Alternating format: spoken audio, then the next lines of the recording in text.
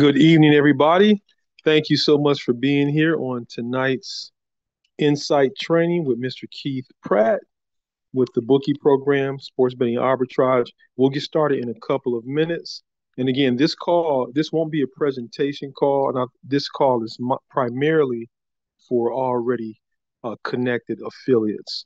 And Keith has an itinerary. Just got off the phone with him, and he'll be explaining sharing what that itinerary is as we talk tonight about navigating the sports book. So please stand by.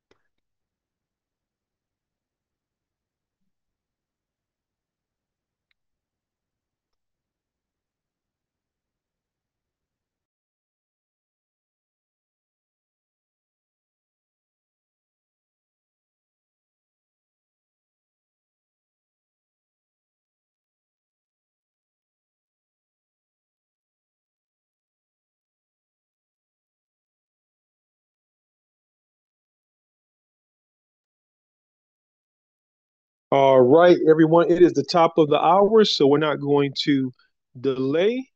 This call is for affiliates only, and we respect you all's time. And our teacher and trainer is here, Mr. Keith Pratt. Keith, I just made you the host. The floor is yours. Take it away. You want to give it like 1 or 2 more minutes just to see, because a couple people still like to Oh, hop. sure. Let's We just sure give can, Keith. it a couple more Yeah, moments, and we'll get. absolutely. Yeah, sure thing. Whenever you're ready, you can start. All right, sound like a plan. And just,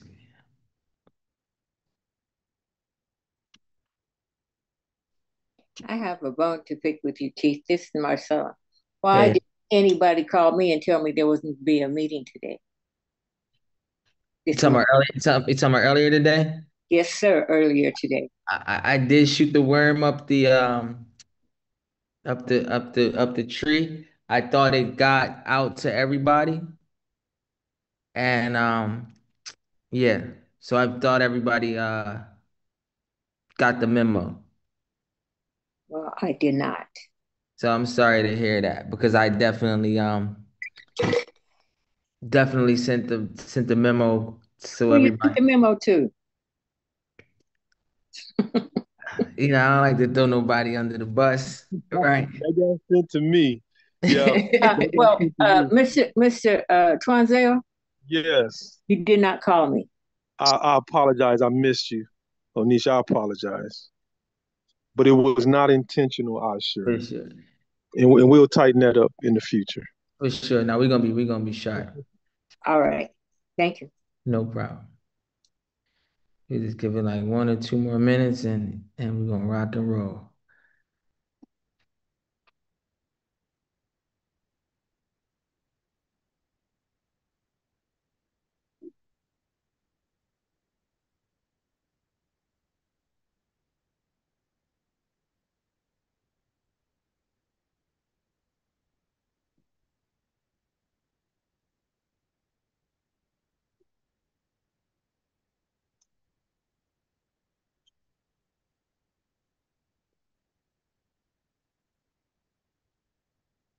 意識と書物に関しては、アトリエ上に存続させるのが、中案として望ましいと思います。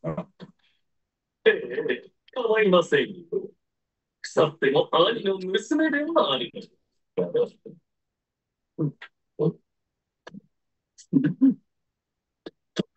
All right, we're gonna get started. Let me just should be able to share my screen.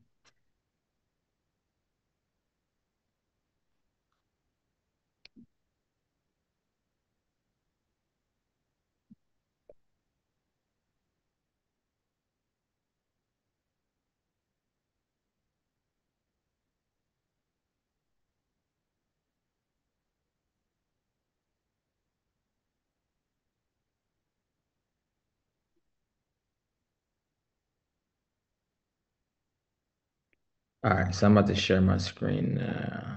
Boom. All right, this kind of stuff. Ooh, this all right. Everybody can see my screen? Yes. Sure All right, can. fantastic. Yep. All right. Are you going to record this, honey? Uh, I don't really always like recording this because I want to just create some good videos for us. Okay. But we gonna do this together, so you ain't gotta worry. All right. Wherever you need, wherever you lacking, I'm here to help. And then we're gonna make sure, everything we put out is A1. All right, so you don't have to worry about that. But we could definitely take some good notes. It's gonna be some good information. This is important information. Only because this is about how you put these bets in, which is the most important thing. All right. So the first thing I want to start with is uh talking about the three types of sport books, right? Because that's where you're going to be betting at. So hopefully everybody had a chance to start really registering for the sport books, seeing which sport books is available in your market, and then and as you know, if you're in a non-approved market, and you kind of limited to the sport books that's in a non-approved market, and if you're in a approved market, then you can get both the approved market books and the non-approved market books, Did you right? send out the links before you start? For the sport books, Yes. I did send out the sheet with all the books on there. So I what didn't I see that. my goal what I'm trying to do over tonight is add links to the sheet, so then you don't have to like try to figure out what's in your market. You just click the link. It's just some books you just can't, just a little bit challenging to figure out which ones is, because some of them be pulling up forums and not like their actual site saying like where books, they're located in. But I'll try to have a crispier sheet by the morning. But I do have a sheet that you can already start using. Keith, would you tell me what email that's coming from? I didn't see it. What I'll do is I will drop it in the Discord. I'll drop it in this call, and then you can all Okay, just pull it off the out the chat box. thank you. No problem. So all right. So the three types of sport books, if you guys remember, you're gonna have the traditional books, then you're gonna have the sweepstake books, and then you're gonna have the exchanges. So I kind of want to go through each type, kind of show you the big differences and why, how to navigate them, why they're important, and know how you're navigating them and how you can be efficient in these sport books. Sport betting isn't tough because you don't have to learn how to put a bet in. You just got to learn how to find a bet and just know what you're seeing when you see it. So let's start with a traditional. So traditional, let's call it DraftKings.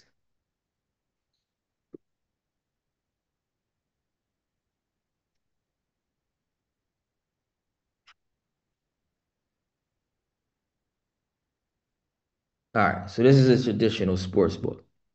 What makes it what makes a traditional sport book a traditional sport book is that they have a house. That's the only thing different between a traditional and versus an exchange. And the sweepstake has a house, so they kind of mirror a traditional too. So you can kind of put the sweepstakes in like a traditional plus category. So you can treat them both like traditionals, but I'll just show you why they look a little different. So, in a traditional, like I said, they have a house, meaning that when you make money, they lose money, right? That's the biggest difference. All sport books are going to kind of look similar. They're going to have their own little layouts. They may call things a little bit different, but for the most part, they're all the same. When you look at the sport book, for the most part, you're going to see that the sports is either going to be on the side or across the top or whatever the case may be, but they all kind of similar in layout. Let me pull up another one.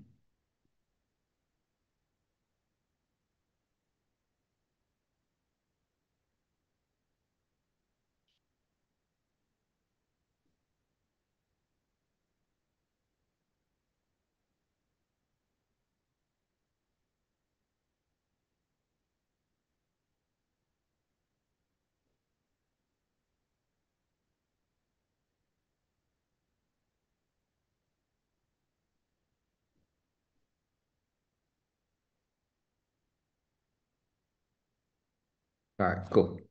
So again, just like this sport book might have had the sports on the side, they got it at the top, right? But they're going to be similar. They still have it on the side a little bit too, but for the most part, the layouts are kind of identical. They just look a little different because they're like their own store. I like to say when you go in Macy's, Macy's look like Macy's. When you go in, you know, these are different brands. Let's say if you go in Walmart, Walmart looks like Walmart. Target's gonna look like Target. Best Buy's gonna look like Best Buy, right? So they got the same products. They just look a little bit different. Same thing when it comes to these sport books. They got the same bets. They just look a little bit different. Now, when you choose a sport, typically, you'll choose the sport. If you're looking for baseball, it's MLB. If you're looking for football, of course, it's NFL. You're looking for WNBA, it's WNBA. You're looking for soccer, you can go to, MLS if you guys may not know it's soccer. But if you don't know, a lot of these sport books have search boxes, so you can just kind of search the team and it'll pull it right up too. So you don't have to, be an expert at trying to, just try to know what things are. Sometimes the easiest thing is just search. And then when you search it, it'll just pull it up and you'll see it's the same game because you'll know what time it is based on the bet slip that I give. Now, when you look at a when you look at a let's go to when you look at a game, you're gonna see like you're gonna always see the different type of bets. So these are just games.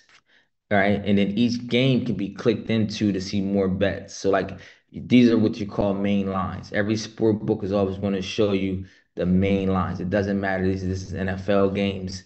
These are baseball games. It don't matter. They're always going to show you main lines. All main lines is just money line is whether you're going to win, a team is going to win or lose. As we know yesterday, the plus odds is the team that should lose. The minus odds is the team that they think is going to win.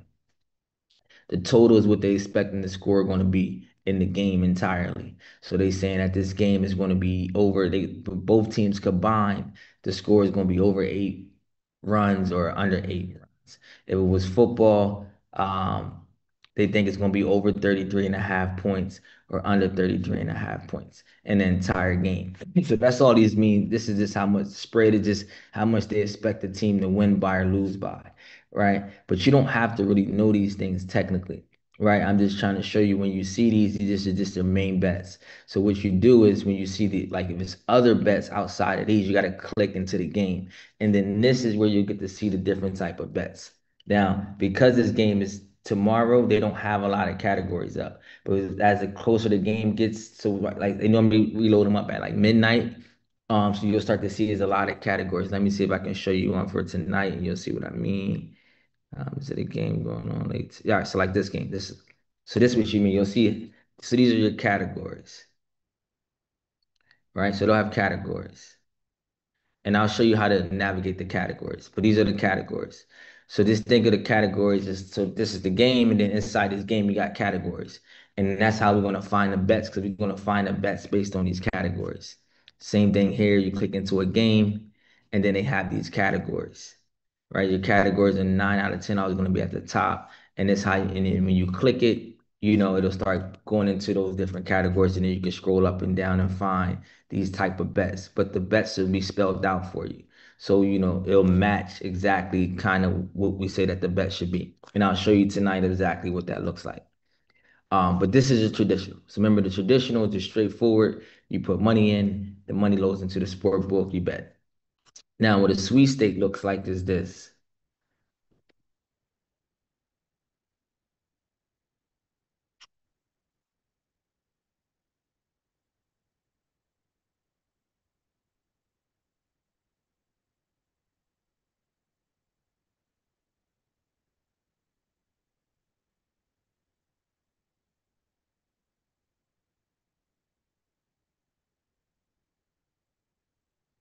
So this is what a sweepstake looks like. So when you put money into a sweepstake, let me see if I can show you.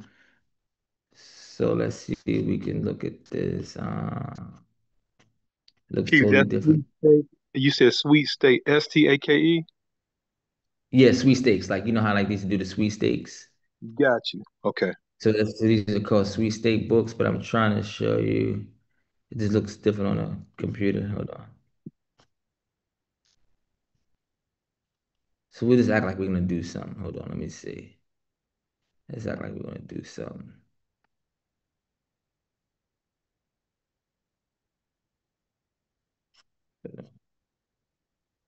It may not let me do it on the phone.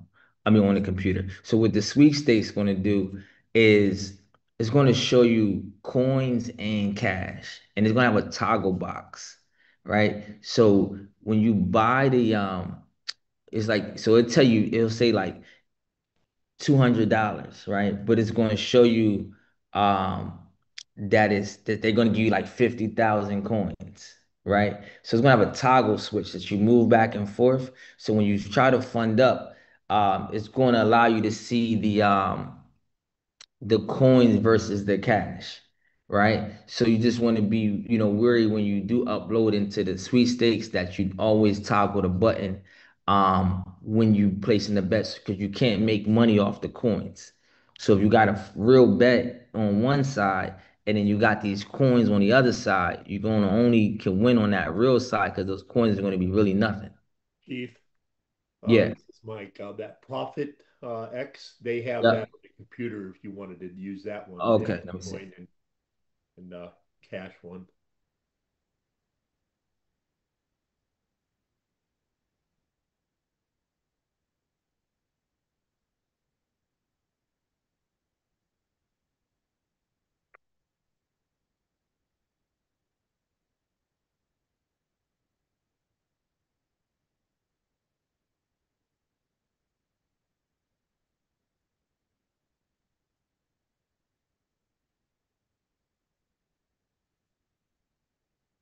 All right, yeah. So like this. So see how they say like the points has no monetary value and cannot be redeemed for prizes, right? So see how you can toggle back and forth like that, right? So you can switch it between the points and the cash, right? So that's what you'll do when you're in those sweet states type of books. You always got to toggle between the points and cash. All right. And then the last thing is this is an exchange too. So we can kind of show you from here what an exchange looks like. So in the sweepstakes, the only thing different is that you toggle between points and cash. But betting is traditional, right? You still putting the same money on top of a bet. Now, the difference between the exchange is they have what they call liquidity, right? So in the traditional sports book, they're gonna tell you how much you can bet when you try to place the bet, or they'll tell you how much you can bet before you place the bet. So, like for example,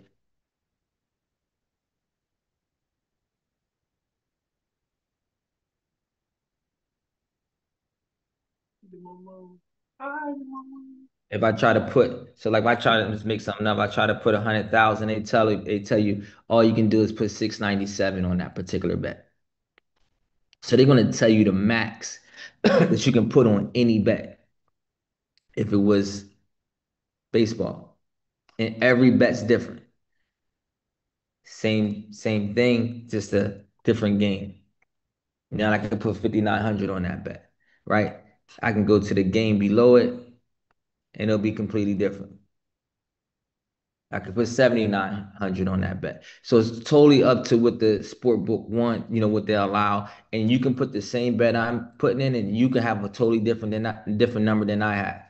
So, I always say that, we can't control the market. All we can do is bet in the market. You just play the limits that they allow you to play, but we can put in multiple bets.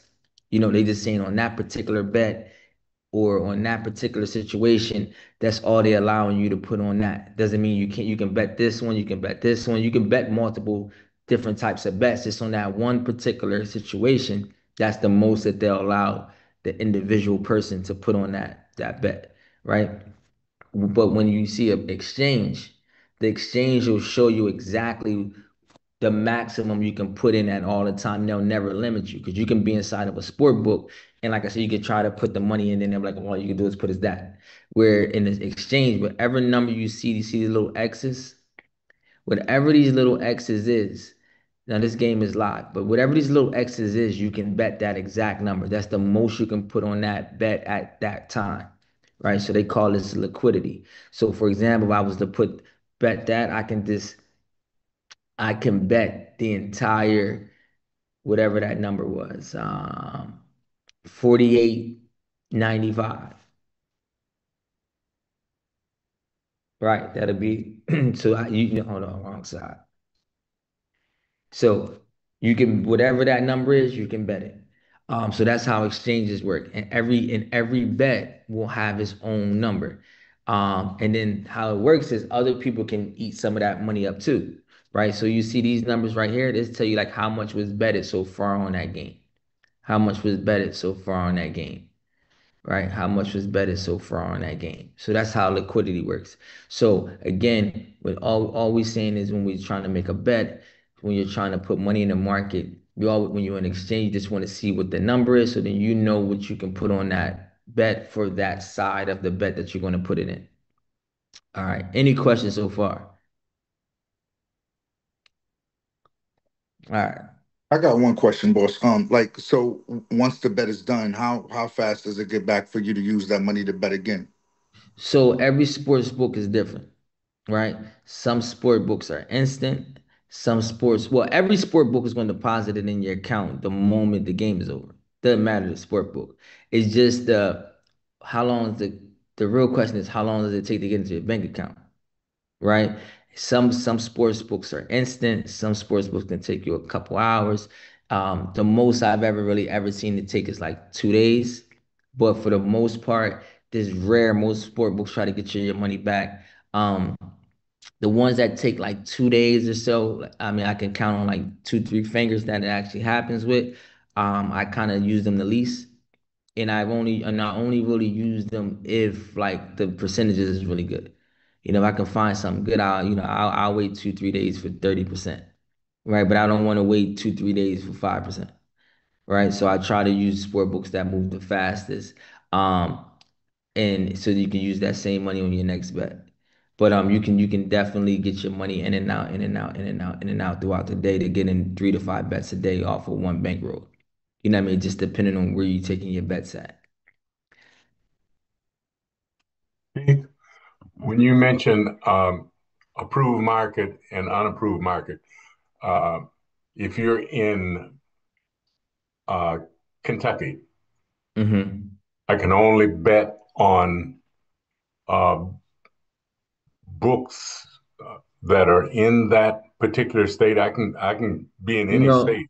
so it's not based upon the books that are in that state. It just is books that states was able to get them gambling license for, right? So for example, like DraftKings, I think is out of Georgia, but they got licenses in all these other states. But because certain states aren't approved for online sports betting, that's why you can't use them in certain states. So they just gradually keep trying to get their license in those states so they can be also approved too. But you can only use the sport books that are approved in your state. But let's say you in Kentucky, but then you say you go to New York. You can now use all the books in New York. Wherever you go, you can sport bet as long as you're using the books in those states. So you can be in a non-approved market, go on vacation and go to an approved market. You could be using those sport books. But the only thing is you can't take that money back across state lines to your sports book. So wherever you at, if you try to bet in other markets, you gotta cash out while you're there, or that money's gonna get stuck where you at until you go back there and cash it out. So you can't bring that money with you and say, "Oh, when I get home, I'm gonna cash it out." It won't allow you to, because it'd be like you're in a different state using different rules with the money that you made in another state with their law. Wherever I'm betting, the money won stays in that state in an approved market. 100%. Okay, thank you. Yeah. Any other questions so far? So all of them are, this is Marcella, Mm-hmm. all of them are approved if they're not in your, because it's illegal to sports bet here.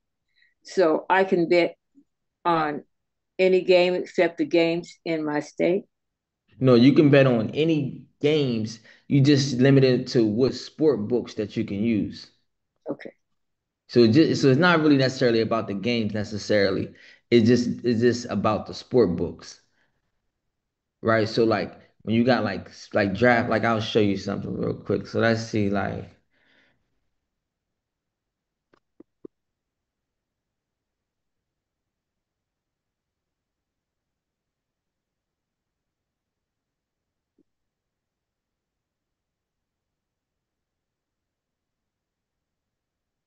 so these are the only states that you can use FanDuel. So you in any of those, let's see. Yeah, so these are the only states that you can use FanDuel. And then some of them are like even different rules too. So like if you're in Mississippi, you can use FanDuel, but you gotta use it in the casino. You can't use it at your house because you can only use it for retail only, right? If it's like Louisiana, you can use it in the casino and you can use it online because they said you can use it in the sports, you can use it online and you can use it retail. So that means a lot of the retail spots, meaning if you win, you can go to the casino and actually pick up your money too. So you don't even have to wait for the money to go to, you can pick it up at the casino. And then these gray spots. So I'm assuming all the gray are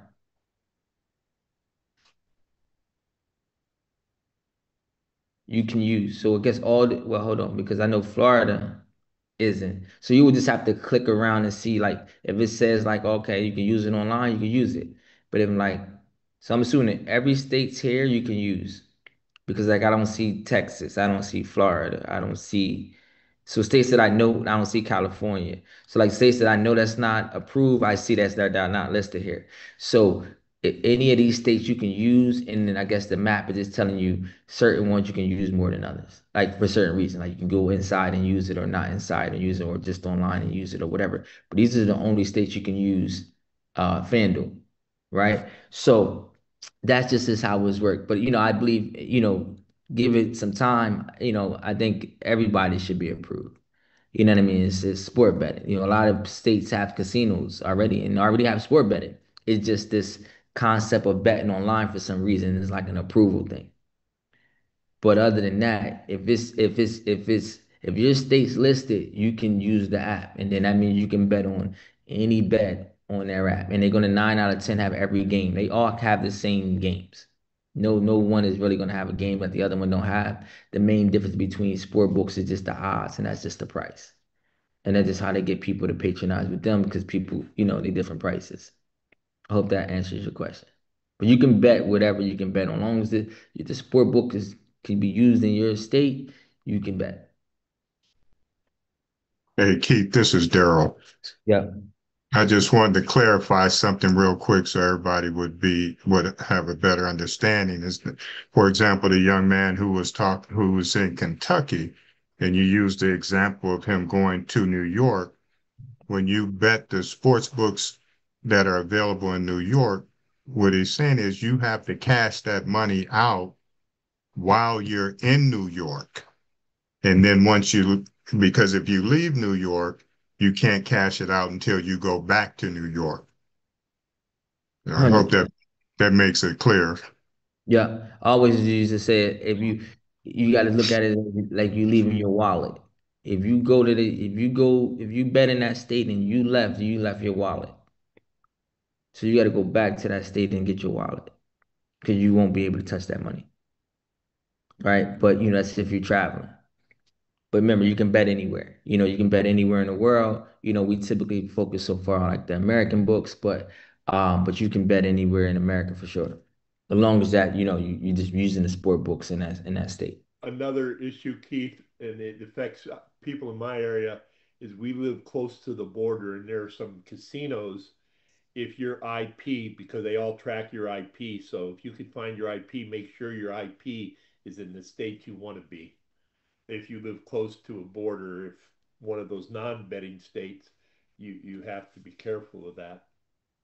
For sure, for sure. All right. So the next thing I want to say is like certain sport books, some are web based and some are apps and some are both. So some of the sport books, so you're going to have to sometimes get used to navigating between apps and websites. So if you look at like Onyx Odds, the one we was looking at here, now so they don't even have an app. If you look at as an exchange called Novig,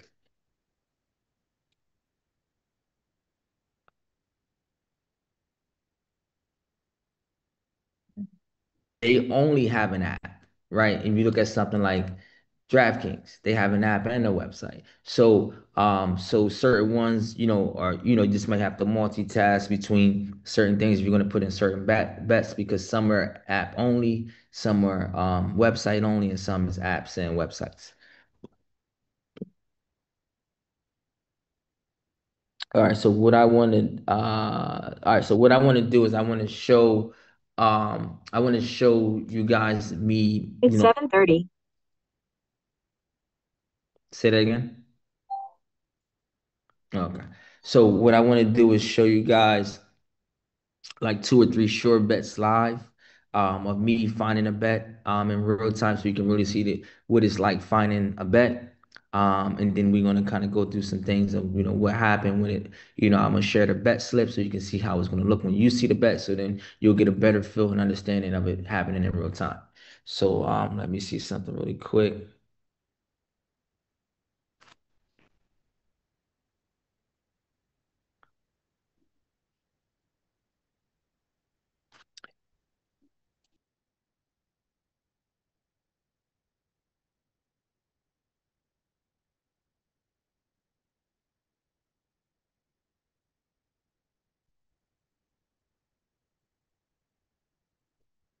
Second.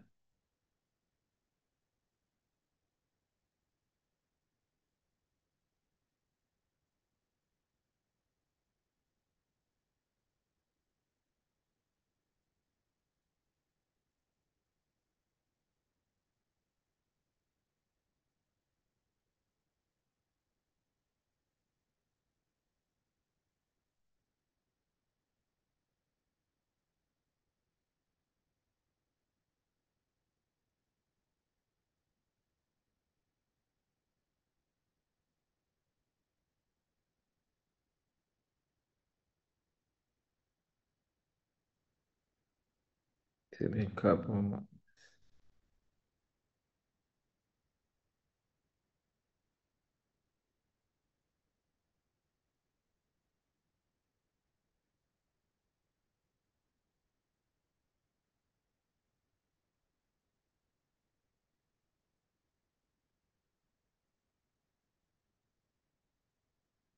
All right, cool. All right, so when you're looking for a bet, right? I always like to give you guys realistic expectations. So mind you, you're not going to find every single bet that I get. Now you're going to find them, but that, like I said, the market moves, right? So because the market moves, you know, you some of them move, and Mike can contest to this because me and Mike went through some bets today. Some will last for a long time, right? And some will move on you. You know what I mean? So never get upset or emotional when you try to find a bet and it moves on you. It is what it is. It's the market. We can't control it. We just bet in it. When I give them, the bet is there for sure. But by the time you get to it, it could move. I always say the bet is always there. It's just that the odds will move. So if you're trying to navigate it, you'll always find the bet. You just might not find the odds in your favor at that moment. Some bets will stick forever. Some bets will move by the time you get there. Just go on to the next one. Never get emotional when it comes to sport bet. All right. So we're gonna try to navigate and find a bet together, and then I'll show you what it looks like.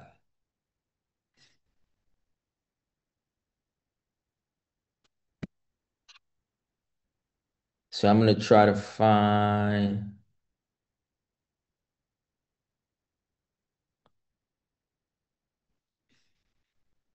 Give me 1 second.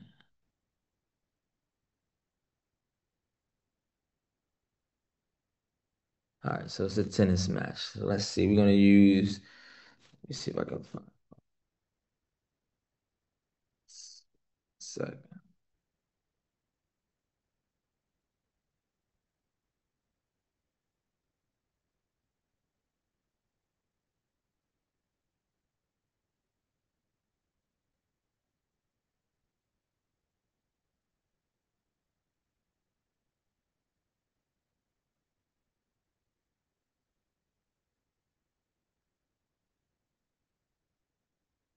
2 seconds.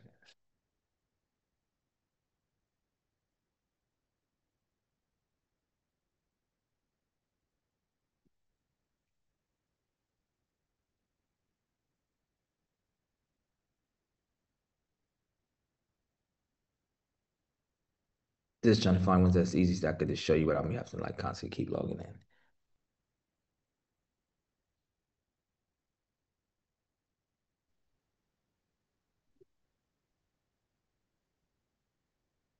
So let's go to.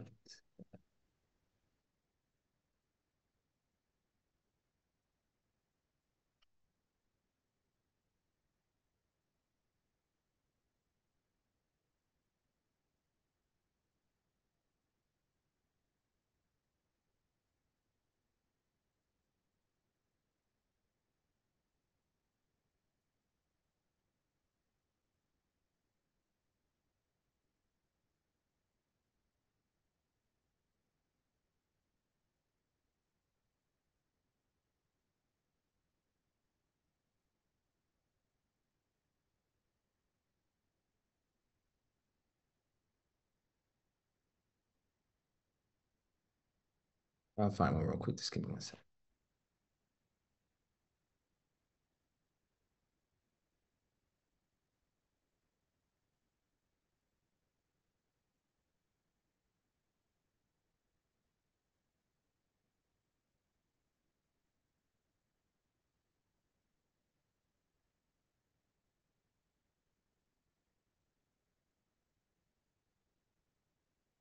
All right, cool.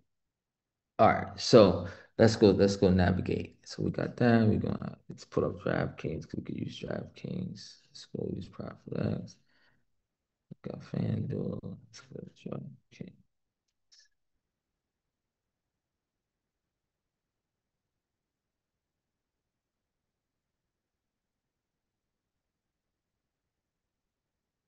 All right, cool.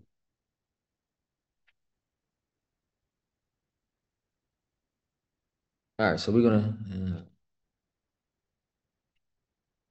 DraftKings bet 365. All right. So we're gonna try to look at this. What is this?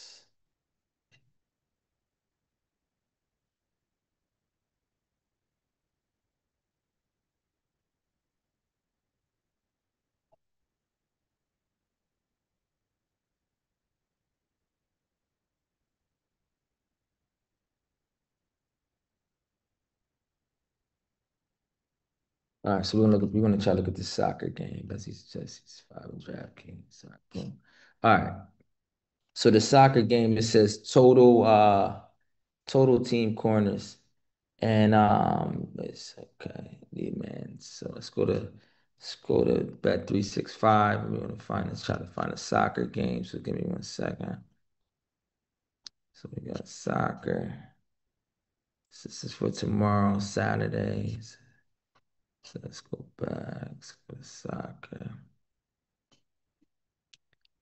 Game is this. This is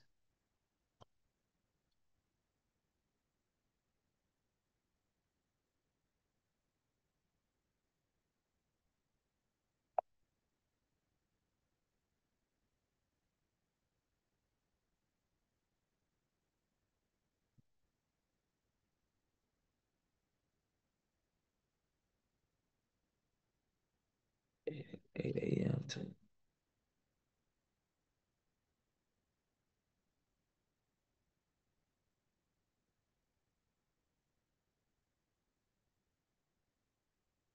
All right, so let me just log into my account. So I'm gonna unshare real quick. Let me just log into my accounts because it's like kind of hard to navigate without me logging in. Just give me a couple seconds.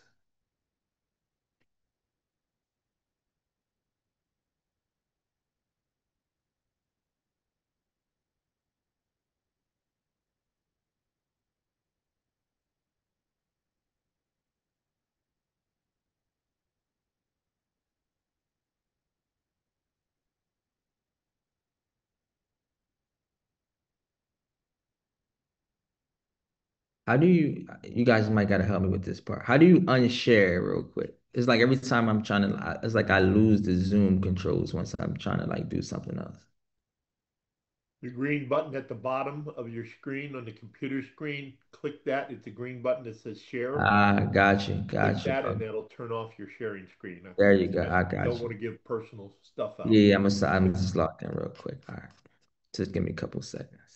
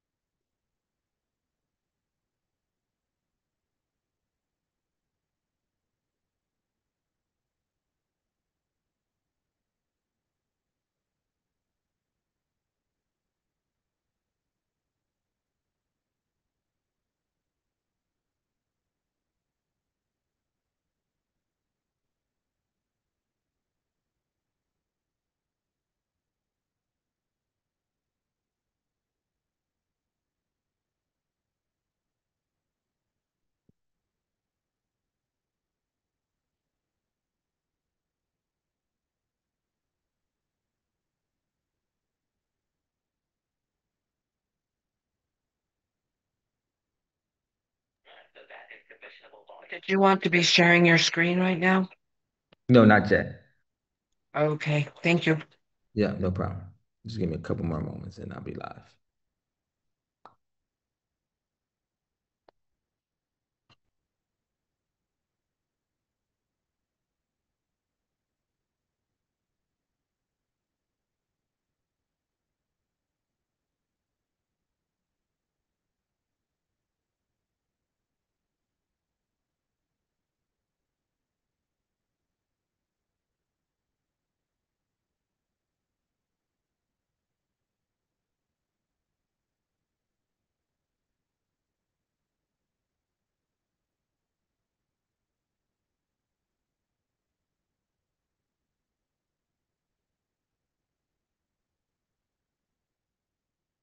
Just gonna find the other one really quick.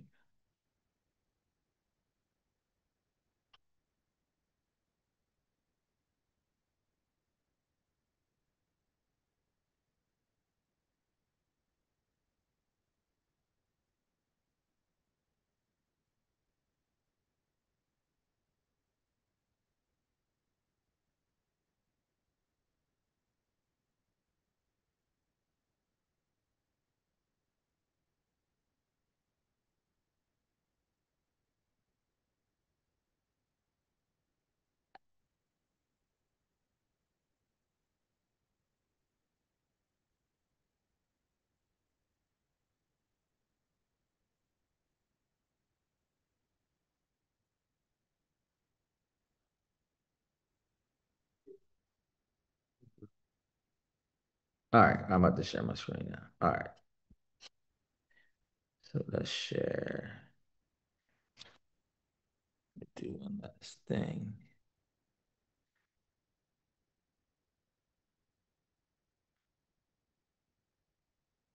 I'm gonna drop this in the chat really quick.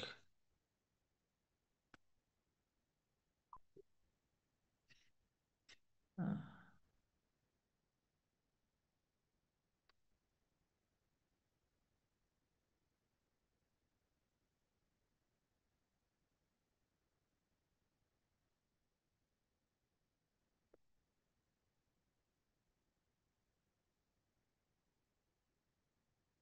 All right, so this is arbitrage, and I'm gonna show you the bet in a second. So this is an MMA match for tomorrow.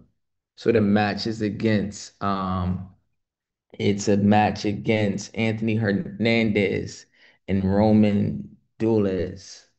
So you'll see this is Anthony Hernandez and Roman Dueles, right? And it's with Bet365 and it's with Bet Rivers.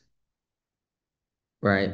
So again, I just want to show you this is the same match, right? So how you would have found this bet, and I'll show you what the bet slip would look like when I sent it to you.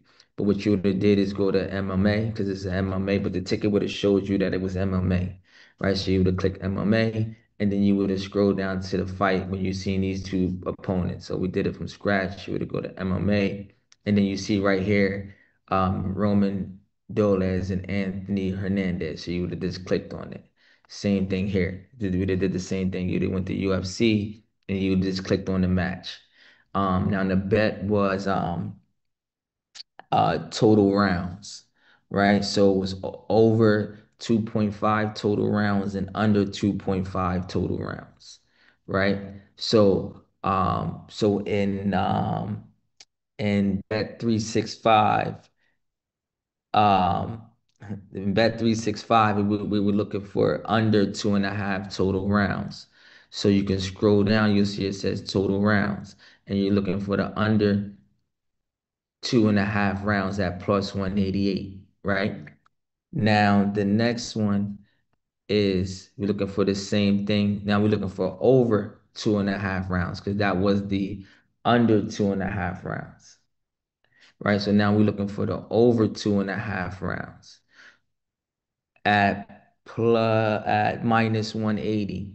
So over 2.5 rounds at minus 180, right? So then we would have pulled up our arbitrage calculator, and that would have been a plus 188 over a minus 180, right? And then we could have calculated the stake. This is a good one to actually look at.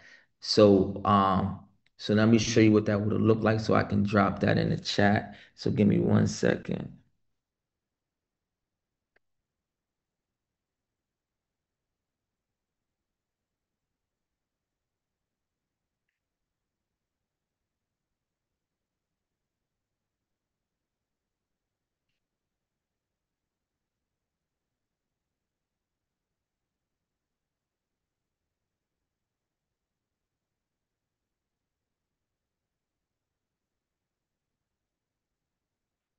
Just gotta sign in. Give me 1 second.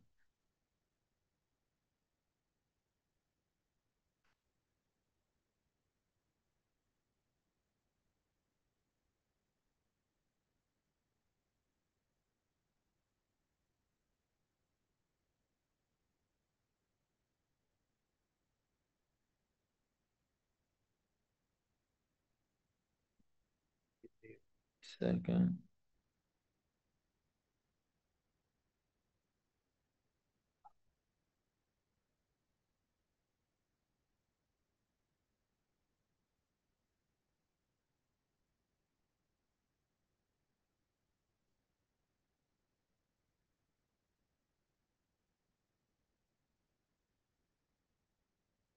All right, just gonna send this to myself.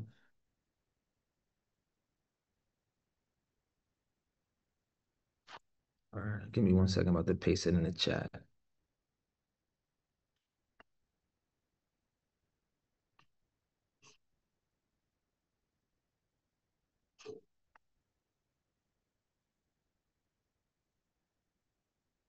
All right. All right. So let me know if you guys see that in the chat. Yes. All right. Everybody see that? Yep. So this is what the bet slip would have looked like when I would have sent it to you, right?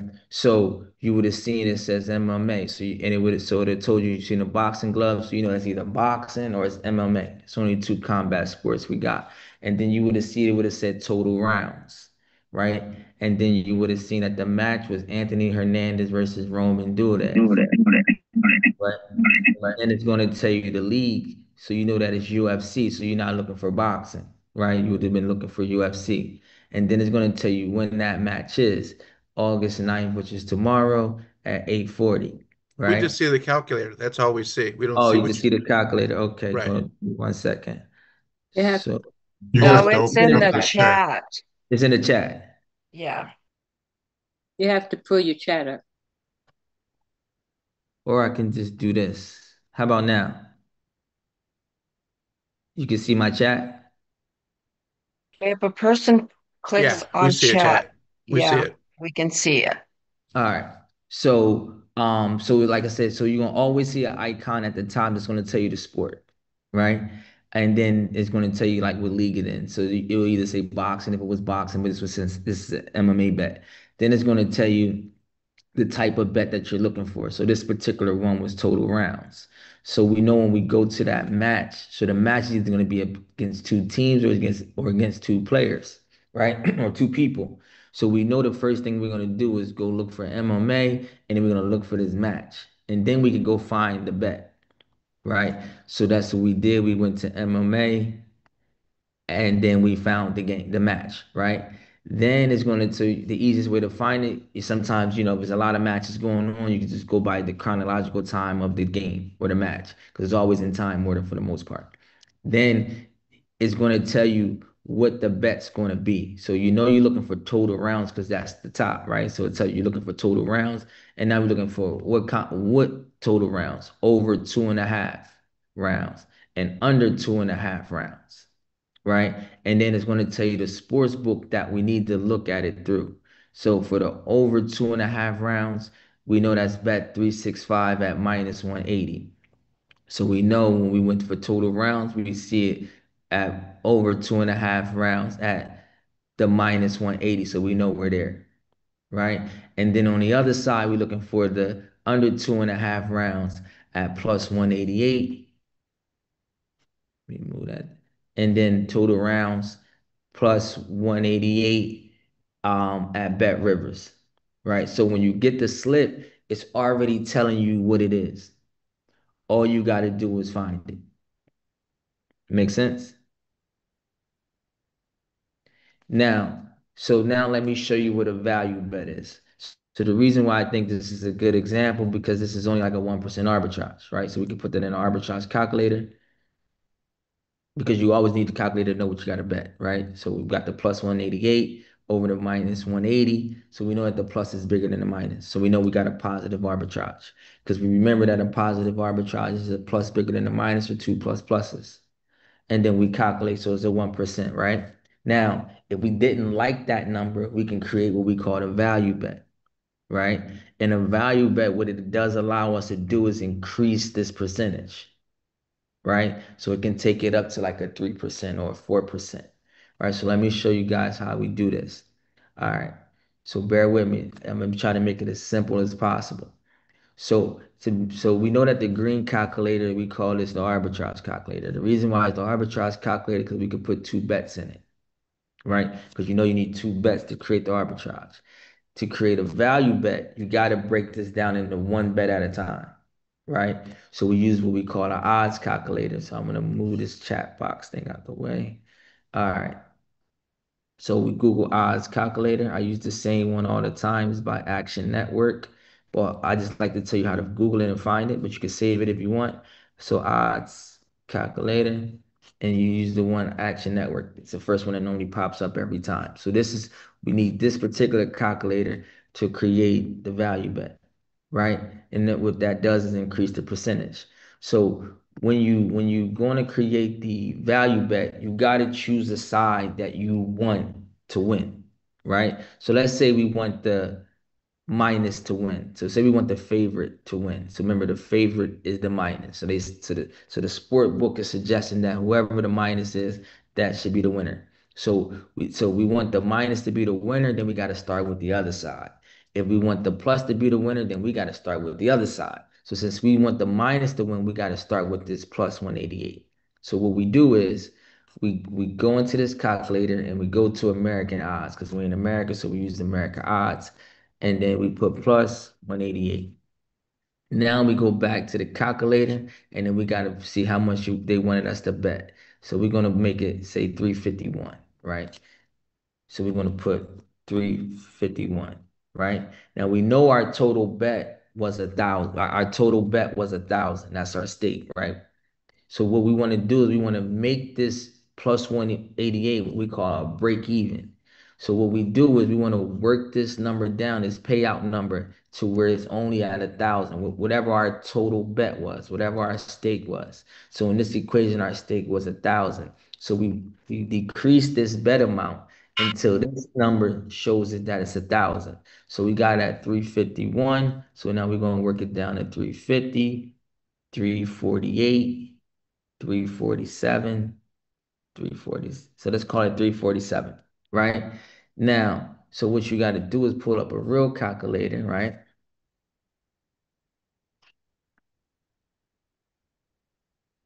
And then you take the 351 and you subtract it from the 347, the new number. And that gives you $4, right? Now, what you're going to do now is now you're going to go to the other side of the equation because your new bet now on this plus 188 is going to be 347, right? So now you go to the other side. It switches the minus 180. So you go to, so now that be, so you put the minus 180. Now you put what they told you was going to bet. So 460, 649. And then what we're going to do is add that $4, right? So that'll be 653, right? So now the new bet is 653 on the minus side because we took the money from one side and then we just giving it to the other side. So we made that side a break even, and now we're going to make this a bigger number. So 653. 653, right? So now we just went up to like 1.5%, right? So now one side became a break even, the other side became still instead of making 1% on that, now it turned into a 1.5% on that, right? So that's how fast it takes to make a value, and you could do that with any bet. Now, because it was only one, it went up to 1.5. If it was like three, it probably would have went up to like 6. Right? Because I can use the example that we always use in the trainings is a plus 125 over minus 110. Right? Now the payout's 32, and we do the same exact thing, right? They say we want to put it on a minus. We take the odds and make it go to the plus side first since we want the minus to win. So we go plus 125. So we can clear this. So we can put plus 125. Then we take exactly what so 459. So we put the 459. And then we're going to work that number down, right? So we're going to try like 450, 445. 444, 444. So we just call it 444. And then, so now we get our calculator, 459 minus 444. That gives us 15. So now we go back here and get to the other side. So we know it was a minus 110. Now we got to get the number that it told us the best. So we're going to call that 541. So we're just going to round it, 541. So 540, so we're just gonna put the plus and put the 541 because we already got the 15 in there. So now our new bet becomes 556.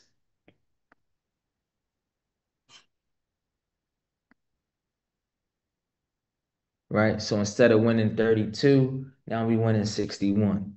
Right? So that's what a value does. It just allows you to make more money, get more percentages out the market on the same bet. So one side becomes the break even and the other side becomes a higher percentage. But it literally takes that fast to create a value bet. Now, any questions on what I just did with the value bets? Yes, Keith, you wouldn't do that every time unless there's a real favorite. Would you say that would be the case? Something that So I'll say two things.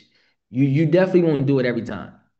If you got a good arbitrage, you take the arbitrage. A good short bet, you take the short bet. The short bet 3%, 4%, 5%, 8%, you just take the bet. But if the market's low like 1%, 1.5%, you might want to move it a little bit, right? But what you can do is you can use what we call a probability calculator. So it's called the odds prob.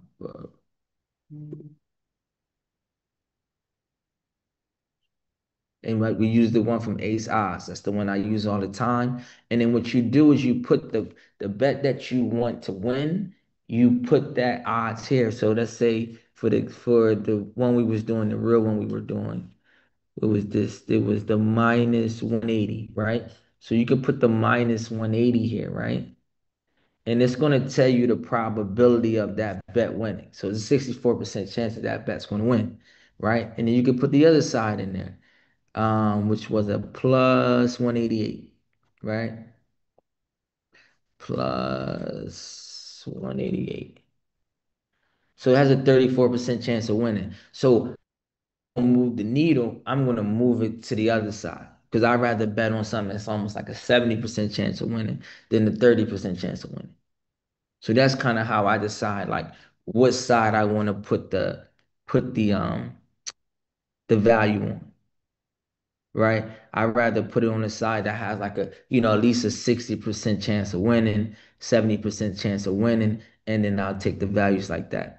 You know what I mean? But when you're trying to get money in the market, sometimes you'll take a 2%, 3%. You know what I mean? They're still getting 2, 3% out of a market. And mind you, you're getting this in 2 hours. You know what I mean? And you're still getting more than putting your money in the CD all day long, right? And that takes you 5 months to get that out off the same value. So I'll take those bets any day of the week. But you do have those options to take it. But I always try to take it where it's in my favor. Because mind you, in the value, you can't lose money whatsoever. Because remember, the other side became a break even. So the worst thing you're gonna do is get your money back. But the best thing you're gonna do is get a bigger percentage out the market. So I try to move it when it's like at least 65, 70% in my favor, and then I'll take that side and I'm good with it. You'll win probably 8 out of 10, 8 out of 10, 9 out of 10 values if you use your probability calculator to see, that you're choosing a higher probable chance of that bet winning, if that makes sense. Thank you. Yep. Now, any questions on this concept? Now, I'm going to record a video so I can share it with you guys, and then you can watch it. And I'll probably go way more in detail. This is explaining and be real patient on going through the steps. But just as a high level overview, any questions on like how we found the bet? Any questions on how we created a middle? Like any questions on that concept? Uh, I think this is above my pay grade. No, it's gonna be very easy. Trust me. And like I said, remember, you only can put so many bets in at a time. So if you ever need, I mean, we're community first. So if you ever need help of trying to find a bet, somebody can help you find a bet. Like, hey, click this, click that, and put the bet in. Okay. Are You we know, all going to be betting on the same thing? 100%. You can bet on the same thing. Remember, a bet's a bet. As long as you're in the market, you're making money. And like I said, we want to start doing what I'm saying is I want to start doing live sessions where you can just mirror somebody betting. Like click this, click that. Like, you know what I mean? Like what sport book you got? Okay. Go to this sport book, click this, click that. Go to this sport book, click this, click that. All right. Now how much you gonna what's your stake? Okay, 1,000. All right, you put your stake in. All right, you gonna and just walk through the steps of putting the money in. But it's not gonna be challenging for you for sure. When we are placing bet in the days of dog races and horse racing, and we're physically there, we always try to get it just before the gate. For our odds not to change, are we speaking that that's how close we had to get before the game starts with arbitrage? Or can No, we? so typically like the further the game is away, probably the least amount of time it moves, right? Um, so I don't want to I like, but think what he's asking is once your bet is in, is your odds locked in at oh, that? 100%, 100%. Once your bet is in, your bet is in. Because they already told you what you're gonna make once you win. Because like when you go into a sports book, let's use this, right? Let me move this out the way. Let's see if I can hold on. Let me move these things. All right, so like for example. Hold on, it's a lot of stuff on my screen. While you're looking for that, I put the link for all three of the calculators in the chat. Perfect. Give me 1 second. I'm gonna, okay, there we go. All right, so like for example, let's say at the plus 188, right? So what did it tell us to put on the plus 188? So let's go ahead. It's plus 188 minus 180. Right. So now look, so the plus 188 told us to put, let's call it 351, right? Or let's put the exact numbers for right now. 350.70, right? 350.70.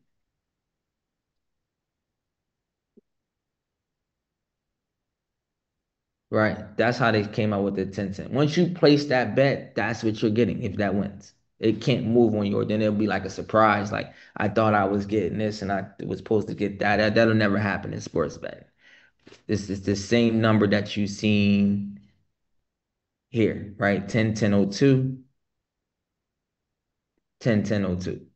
Is exactly what it's going to be. If that's side, but we know when we betting in the arbitrage, that's a short bet. We know it's identical on both sides. It's 10, 1002, no matter what it was. It was 1032, or no matter what it was, identical on both sides. The only way that it's not going to be identical on both sides if you turned it into a value bet, because one side became a break even and one side became a bigger profit. But if it was a short bet, you just put it in as is. It doesn't matter what happens, you're getting an identical number no matter what. But once you put it in, it's locked in. It can never move on you. Quick question. When we're betting, so we actually are betting different sports books every time. So we don't use the same sports book. Yeah, you're just gonna bet wherever's the bet at. It's not really a matter of like I'm using this more than this or that more than that. That's not how we typically bet. Just wherever the arbitrage is, that's where we want to bet. So for instance, I would use like 365 for like the over and then use online or DraftKings for the under. Yeah. So you want to always need two different sport books to bet an arbitrage in. Never do it at the same one. It won't even be available to do it at the same one. Well, we can do that here in Vegas. I'm in Vegas, so you can actually do that if you just call the numbers out sometimes. So what I'm saying is like you see the over and under. Yeah. That's why you couldn't do it at the same one because the minus is gonna always be bigger than the plus. Gotcha. So there's You can separate. do it, but you just get a negative arbitrage. Gotcha. That's why you can't do it. You know what I mean? You need two different books. Two separate books. Absolutely. Gotcha. You know, Makes and sense. the same thing over here is gonna be identical, like wherever the bet was. See, minus 180 and a plus 135. You know what I mean? So the minus is always going to be bigger than the plus. So that's how we got to do the line shopping concept to make sure we got the one where the plus is bigger than the minus, or the two plus pluses, so we can get the arbitrage. Right. But no sport book is going to allow you to cook them just that easy. Yeah. Yeah. Like you're going to give us the actual bets, right? You're going to 100%. Great. That's It's going to look identical to what it's going to look identical to what's in the chat. Okay, perfect. All you got to do is find it. You never have to create them. We create them. All you got to do is put them in. Thank you. And every time that we give them, the plus will always be bigger than the minus, or always be two plus pluses. So when we give them, it's always going to be a positive arbitrage. We're going to always put the percentage of that arbitrage in there so that you already just know at a glance of what you got. And it's already going to tell you the exact book to put that in. So like for example, it could be 3 arbitrages for the same exact bet, but it might be all 3 at bet 365, and then on the other side one might be bet 365 and Bet Rivers, one might be DraftKings and Bet Rivers, and one might be ESPN and Bet Rivers. So I mean, you have 3 opportunities to catch it. So one moved on, you can catch it at the other one. But I would have told you that it was 3 of them. You don't have to go looking to see if it's in other places. If it's there, I would have gave it to you already. So all you got to do is just follow the slips. With the books, bookies, each one that we're in, we have to have an account set up, name, password, and all of that on each book that we use. So that has to be already on our computer, ready to click and go. For sure. Okay.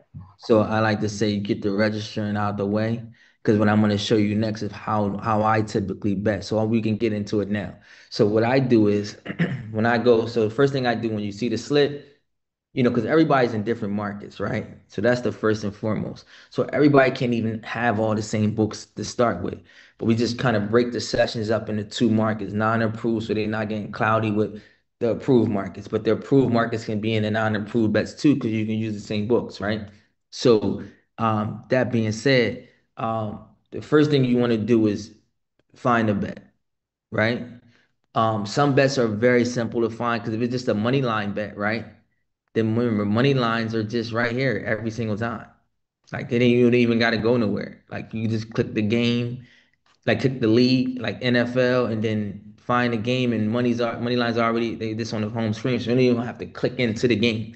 Totals you don't have to click in the game unless you got to get like a different total, and then there'll just be a section in there that say alternative total. So because it just give you more options to choose, right? But like again, once you do it a couple of times, it's second nature. But the point I'm trying to make is the first thing you want to do is find the bet. Don't calculate the odds first because you don't want to waste your time calculating the odds and the odds already moved. Right? So the first thing I do is I go find a bet first. Right? So I'll see the slip line. So the first thing you want to do first is go look at the sport books and make sure there's two sport books that you have. Right?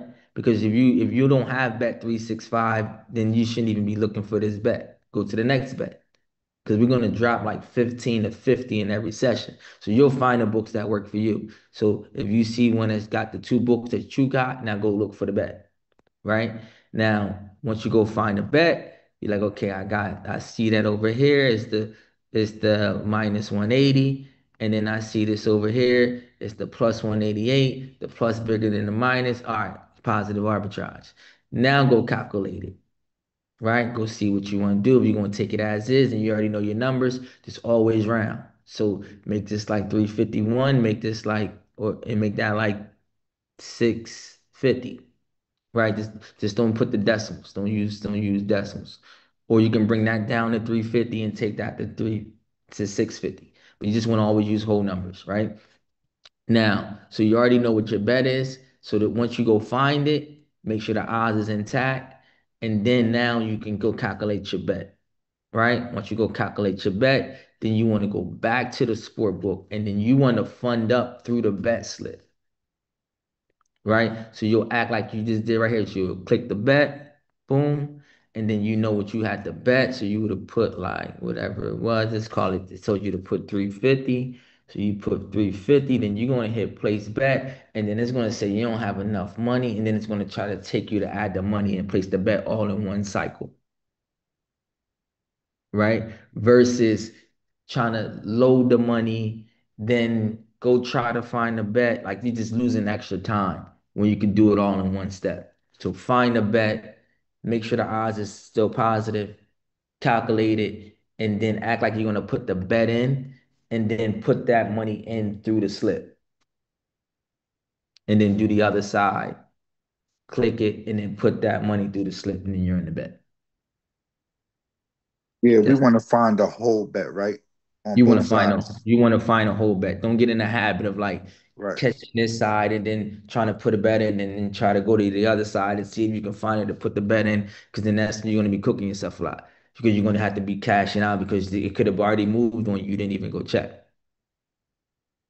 So the best thing you're going to do is always check first. So like I said, I find them first, make sure that it's still intact. Then I calculate. Then I go back one last time just to see if it's still there. Then I'm going to do my thing. Boom, boom. Keith, you recommended, if I recall, putting in the negative number bookie first, if I recall. Put in a positive first. The positive first, okay. Because remember, because it's that positive that's making us, that's that outlier line, because that positive is jumping higher than the negative, right? So you want to be able to put that positive in first and then go put the negative, right? And then it's always good to put the positive first in, because the positive, you can always bet the least amount of money over there. So you want to know what you can bet. So if you can put the positive, so I like to put the positives in first, and then I'll go put the negatives in second. But Quick it, question. but it doesn't technically matter, because you still got to put the both sides in. You know what I mean? But I just try to start with the positives and go negative. But I'm not gonna say it makes a big deal whether you go negative or positive or negative. If the bet's there, because whatever, even if you get limited, you just gotta make the adjustments in your calculator. So let's say say this what you was supposed to put in 350 and 649. And let's say you were trying to put this in and they say you only could put in, 250. So you put the 250 in, so now you got to make the adjustments in your calculator. So even though you put it in now, you got to bring that number down to 250. So you'll change that to like 800, calculate 750, 740, 735, 730, 725,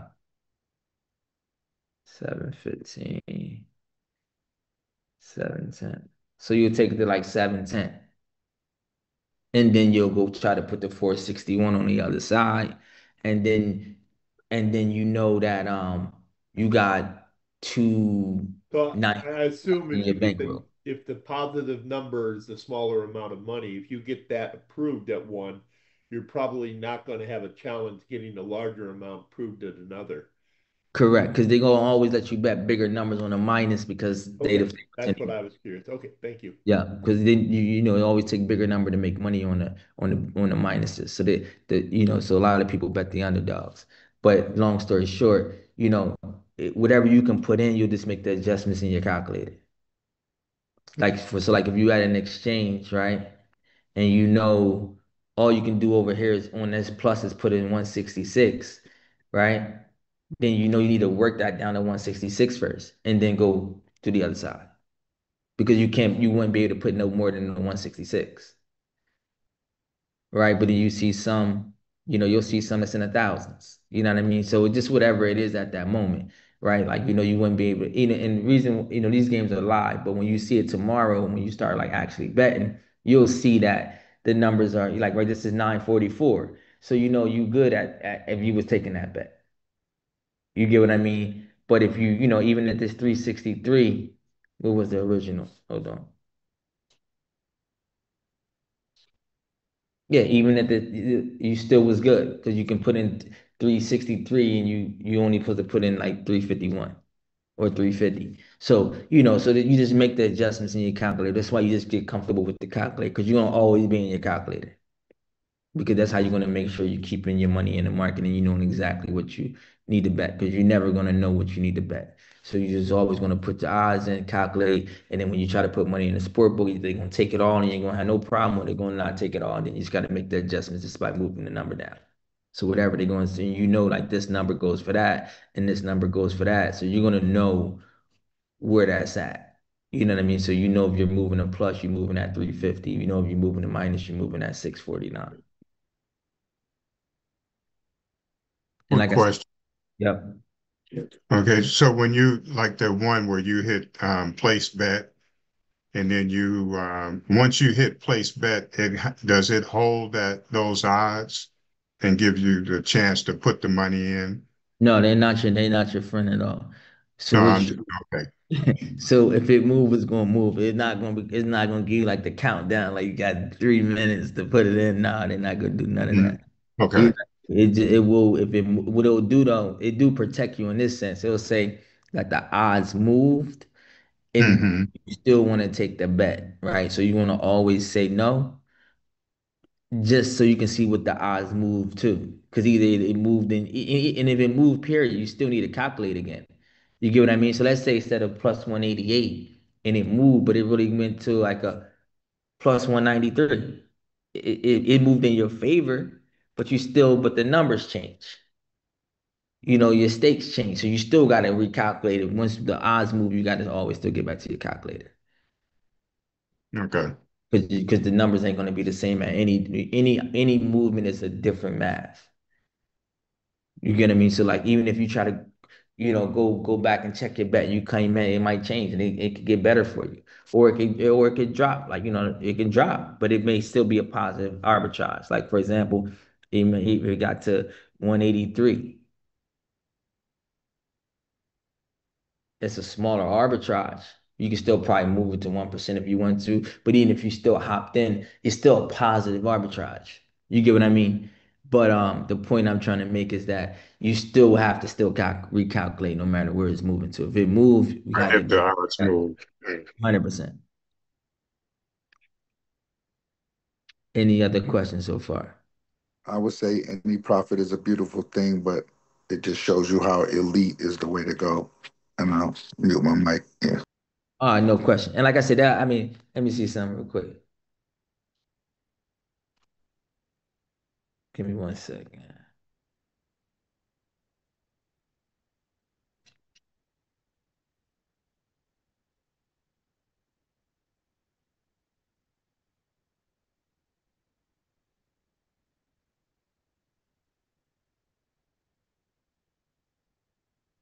And like you'll see when we're in a session, you're gonna see all sorts of numbers. You know what I mean? You're gonna see, 3%, 5%, 8%. Yeah, I mean, I was looking at one earlier, day, it was 22%. You're gonna see them all over the place. You know what I mean? Never get fixated on examples. These are just examples, just showing you how we find things. But never get fixated on like examples. These are just examples. But when we're in a real market, I mean, we push the odds is moving, throughout the day. So when we're in session, you're gonna see crazy ones, you're gonna see great ones, you're gonna see okay ones, you're gonna see lukewarm ones. But remember, always know that it's always something to do. If it's lukewarm, you can move it. You know what I mean?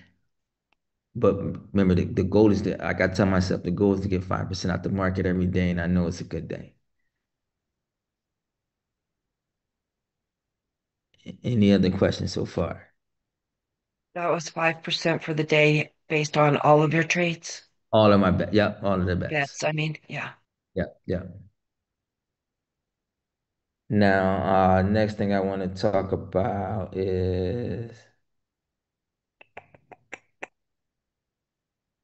so for example, so let's say like when I was giving an example, let's say it's like three bets of the same bet, but it's just different sport books. So like maybe sometimes it's like maybe two different, maybe it's a complete same bet with two different sport books, or maybe it's the same MMA fight, same exact bet over and under on the 2.5 rounds. One was bet 365, one was um Bet Rivers, and maybe it's identical again, and it's DraftKings and FanDuel. If you got both in both books, you can put in both bets, right? Now, let's say hypothetically, you had Profit X, right? And say it only lets you put in, let's use something extreme. Say it was like 125, right? So and then say over and you adjusted the calculator. So say it was bet 365 and Profit X, and then another one was bet 365 and Bet Rivers. You can do them both. We just maxed out here. Don't mean that the bet's gone. You see what I'm saying? So we might have just been limited on what we can put on that one particular situation at that moment, but then we can come right back in and put the second bet in and put the rest of the money in this one and then go put the rest of the money in this one. So we could have went bet 365 and ate up that 125 and went back to bet 365 again and then put the balance on Bet Rivers and got the same $1,000 in there. Right? Or it might be all one side be the same odds, but then on the other side, it's like three different sport books. So it could be Bet 365, Bet Rivers, Bet 365, DraftKings, Bet 365, FanDuel. So you can eat it up over here and then go boom and if you had to go put multiple bets in on the same bet. Or your worst case scenario, if you still have money left over, you want to put it in the market, then you just take a whole totally completely different bet, all in all in the actuality. This one is an MMA bet, next bet might be a football bet. But the main thing is you're just trying to get all your money in the market that you getting, the full percentages on your money. Um, and like I said, you never know how long they'll move because if we still looking at this same exact bet, it's still minus 180 over 188. And look how long we've been talking. You know what I mean? So like, um, even when we talk about how long they stay, like it's hard to tell like um how long they stay. You know what I mean? Like some will be, been going already, and some will just be still sitting here. You know what I mean? So even Marcella, for you, you don't have to really stress yourself because you'll find a bet. You'll get your bets in. Even if it took you longer to put it in than others, you'll still have plenty of time to get a bet in. So you don't have to worry about like, getting intimidated that you don't think you can put a bet in. Some will sit there forever. And mind you, this is still a sure bet 100%. And then the next thing I want to say is remember, always protect your bets, right? If you do get in a situation where you only caught one side and you couldn't catch the other side, your first option is you can cash out, right? You always have a cash out option, um, for the most part.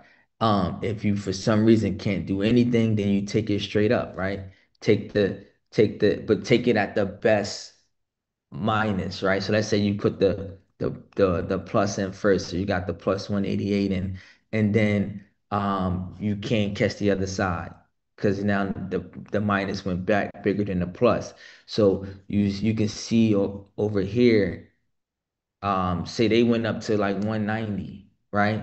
I'd rather catch it at minus 190 than catch it at minus 278, right? So you want to, if you do got to take a hit, you want to take it at the lowest minus you can take it at. Because if it goes to 190 versus 278, right? So let's go to our calculator.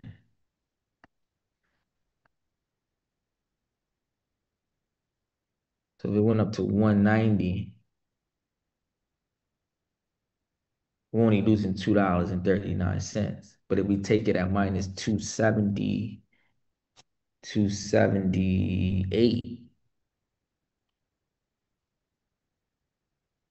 we losing 76, right?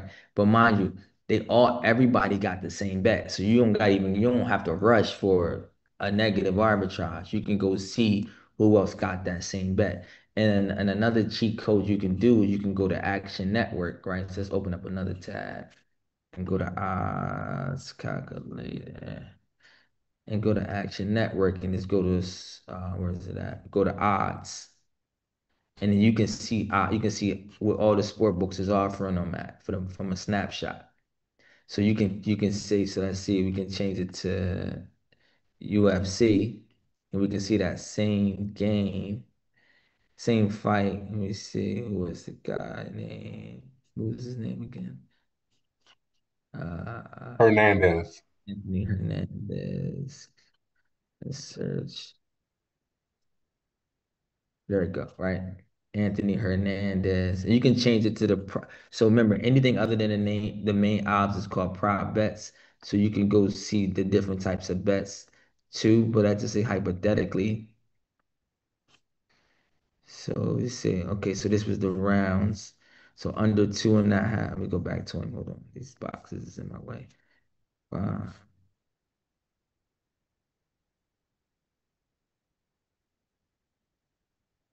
So you can always try to scan this and then see like, the game ain't till tomorrow. So this will start to fill up closer to when tomorrow comes. You'll start seeing everybody got the bet. But right now it's still so early because it's still today. So you look at it in the morning, it's probably lit up, right? But you'll be able, but let's go like to a football, let's go to a baseball game. But you'll see like you can scan the market and see like, okay, who got the lowest minus? Right? That's something that you can just do on your own. So just go into another sport book, look for the same odds and say, okay, you just want to put the cheapest minus. Like, why take a minus 190 when I can go take a minus 167? Right? That's a big difference when you talk about odds. This could be the difference of $30. This can be I can lose $3 and this when I lose $40. Right? So you just want to make sure if you take the hit, you want to take the cheapest minus you can take. And if you ever get confused, just put it in the calculator. Like, all right, minus 195. And you know what you're taking. And because you know this is only a 1%, less than a 1% hit, you know that your average bets is at least 3 to 5%. So you know even if you took this hit, your next bet, you'll make that 1% back. If it was say you took a 5%, you'll make that 1% back and you'll be up 4% on your next bet. Even if you took a 3% bet, you'll get that 1% back and then you'll be up 2% on your next bet. So you're never going down, but don't never leave your bet like wide open just because you couldn't catch the other side. bet that other side for sure, even if you're going to take a negative, because you know you're only losing not even a percent. And we, 1% make you break even. Even if you took the same exact bet as this, right? Even if you took the same bet as what we originally had, 188 over 190, I mean 188 over 180, you still getting your money back. And then you come back at it and go take your second bet. Now you go get up for the day. So just don't never leave, just always protect yourself. Never not take the other side. Right? So because then now you're losing a third, half of your money or a third of your money just because you didn't put another side in. Right? So so I always say you can always protect yourself. You're never not going to be stranded if you can't do something. Just always take the negative and you just going in and take it at the lowest negative you can take. If that makes sense.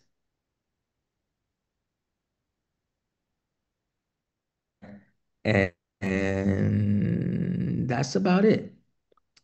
So any questions?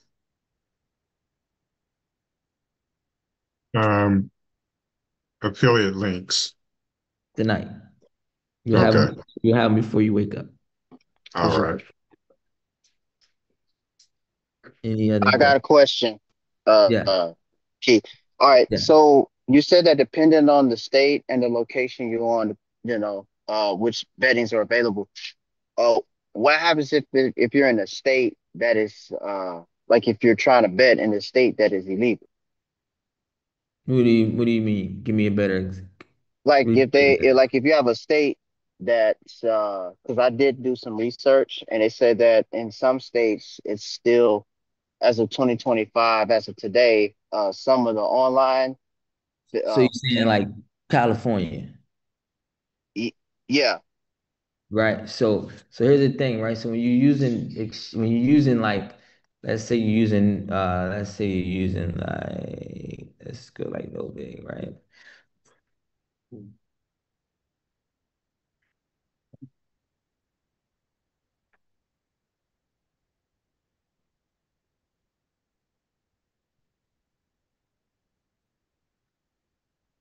See, that's legal.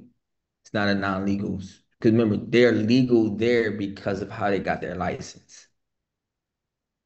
So the books that you're using there, you're still using legal books that are legal there. Even if you're in a non-approved state, you just can't use what they call like the traditional sport book license sport books. But you can, Oh, okay. you Yeah, see, because I was doing some research on that, and there was like, like places like Texas in the yep, current state that I live in, uh, they were saying like, oh, uh, they're still trying to pass it, but as of right now, it's still illegal.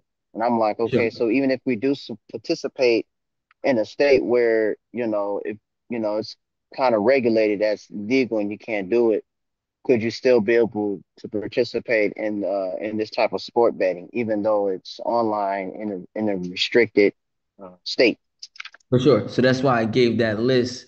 And I'll make sure we redrop it that had the non-approved market books and the approved market books. So the non-approved market books give you books that you can use. So you can use Novig, you can use ProfitX, you can use Onyx Odds. They're legal in those states. Okay. Right? That So pretty much it's only like one state, I think it's Idaho, that is just cooked. But other than that, you can literally bet. Now, some places got more options than others, but you can bet in almost every state. It's just how many books can you legally get in that state. But you can definitely have books that's available to you. But it just won't be the ones, it just won't be DraftKings FanDuel. But it'll be like Novig, ProfitX, Kashi. We got a slew of them. Onyx Odds. We got at least 10, 12 of them that's legal in majority of the states. That's non-legal or non-approved. Let's use that word. Okay, yeah, because I've been doing a lot of research on the sports Yeah. betting, make sure, and then I was also wondering when you do, when we do participate, does the online banking, like if you have an online bank, would the online bank will still allow us the sports betting? All right, so that's a good question. Every bank's different, right? For the most part, you can fund up, but you always still want to just make sure your bank allows sport betting in general. I don't think it's about like where you are or anything like that. It's just like Capital One will not let you fund up in any sport book. Right? So you just want to just make sure your bank like sport betting. So you can easily call your bank tomorrow and say, hey, can I sport bet, with you guys? And they'll let you know 100%, like yes or no. Okay, and if they say no, what can we do? Just get another bank. Okay. You know what I mean? Like, so like any true major bank will let you sport bet. You know what I mean? Just certain ones like for some reason won't approve it. You get what I mean? Like I said, I don't see too many that don't, but I know for a fact, I thought Capital One would be a crazy one only because I'm like they online and this is online and I was completely wrong. Okay. But yeah, just go this, but you can get really any bank account. Just whoever you go to, just ask them, do they allow you to sport bet? And they'll tell you like a straight up answer, like yes or no. And if they say yeah, then you're good to go. And most people, even if you get a bank account tomorrow, a lot of them will let you get your debit card. I've seen people do it. They get their debit card like the moment they sign up, and it'll be like a digital card, and you just attaching it to you funding up online anyway, so you can still bet and it'll still go back to that card.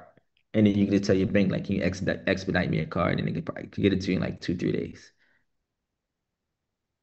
Okay. Well, I live in California. There's no bank here that's going to say okay. Say that again. I live in California. Mm-hmm. Sports betting is not accepted here. No, so that's the answer. We're wording that wrong. It's not that sports betting is not accepted there because sport betting is accepted there. 'Cause remember, you have casinos that you can go and sport bet. We're just saying through traditional domestic books, you don't let you do that online, right? But you can sport bet. So let me show you something. Let me show you guys something. Watch this. So the gaming association, right? This controls the casino. So it's illegal. Keith, I was talking about the banks right now. Yeah, the bank. I'm trying to show you that. So look, the banks, if you got Bank of America, you got TD Bank, you got Navy Federal. Navy Federal, you're betting. Trust me. They're gonna let you play regardless because they let you sport bet. It ain't about like a state thing. Wells It's about do Fargo. they like it, Wells Fargo. It's just that there's certain ones, they don't care where you go. I don't care where you at. They don't, it's like Chase. Chase will never let you get crypto. I don't care where you at. You're not getting crypto with Chase. And you're not sport betting with Capital One. But if you got one that I don't care where you at, if you got a bank that lets you sport bet, it don't matter where you go out in the world, they'll let you sport bet. Because it's not, they just allow gambling, or sport betting, but just some banks don't. But you're going to be perfectly fine. As long as you got a major bank, you 9 out of 10 good. Now, when certain people got like other types of banks, that get kind of, I don't know. I can't really answer, can't be I'm not an expert in those banks. Like somebody like, oh, can I use Chime? I have no idea. I don't use Chime, right? But I'll tell people, try it. If it works for you, then you good to go. If it don't, then you gotta get another bank. But you can easily call them first and be like, hey, do you can I sport bet? But 9 out of 10, most people are good to go. I've never really seen people have too many issues that can't like fund up in their sports book.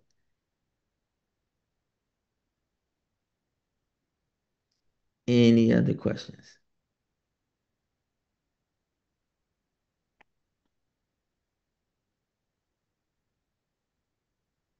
All right, so I think we're good. If you got any questions when you let it sink in, um, call me because I just want to make sure I answer them for you. So then when you get into the market, you good to go. And once you get like your first couple bets in, you're gonna be good. Like I said, your biggest issue is just finding the bets, using your calculator and putting the bets in. That's it. And just always do it to your best slip. You do that, you're gonna be an expert. So Keith, are we meeting in the morning? So what I want to do is I want to get everybody in the Discord by the morning. I want to in the morning I probably want to show people how they're going to look like in the Discord, but we might take our first session at the 6:30 session. Just in case people got any questions. Okay, because I haven't even gotten a list yet for the sports books. So I'm going to make sure everybody gets that tonight. So Okay, let me see if I can terrific. give it to you now. Hold on. Give me a second. Twanzel, can you share that list? I sure can. And I sent it out today via email and text. Anyone who doesn't have it, make sure you get a hold of me or your inviter. And let me see, I can put it. Um, And then Mike, how Yeah, long do you think it takes for a person to get all the books that they can get? Uh, if you're going with it's about a 15-minute, 10-minute, 15-minute sign up. It's pretty much email, phone number. They get a verification on your cell phone, and it's not too long. If you're using the PC, they got to use a download plugin. It locates you. It's the app ones that you have to use your cell phone or a tablet, But generally speaking, it's 10, 15 minutes each one. It's not too hard. You got to go through, click on a few links and verify your phone number. But once you get a few done, it seems like they cross-check each other and it does speed up. So it's a process. So basically, if you did it in the morning, you should still, and like I said, whatever you get done by time we start betting, you'll at least have enough books in to put a bet in, right? And then from there, you can, while your money's in the market, you can be downloading it and signing up for the rest. Seems like Another an thing hour is too, doable. What you was about to say, Darren? I was going to say another thing too is a lot of them you can go ahead and attach your bank account so that when you do start betting, you don't have to worry about that process. So most of them you can attach your bank account in the sign up process. So when you place a bet, it'll just go right to your account. Yeah, I think that might be a good idea, period. So you don't have no extra steps when you starting to bet. Because then when you try to bet, then you're gonna do that process of trying to attach your card to the sports book. But then once your sports book, once your account's already on your book or your card is already attached to the sport book, funding up is seconds. So you just really going through that bet slip. They already got your card on file and they're just charging you and betting it. It's just the first bet because you just putting your card on that file.